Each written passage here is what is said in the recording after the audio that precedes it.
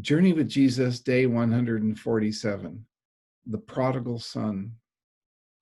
Father, I have sinned against heaven and before you.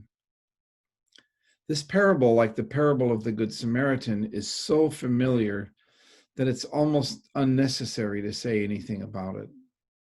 But I'll give it a try. According to the Google Dictionary, a prodigal is someone who is prodigious or remarkably or impressively great in extent, size, or degree. Who was impressively great in this parable? It's the father who comes to my mind.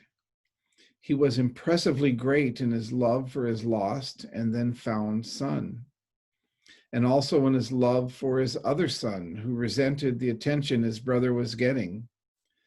Like we might be when we first heard that heaven rejoices more for the return of a single lost sheep than for 99 who remain faithful. So why is this parable called the prodigal son?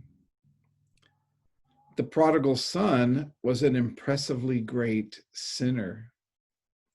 He did about all he could to reject his father, his family, his faith, and his people.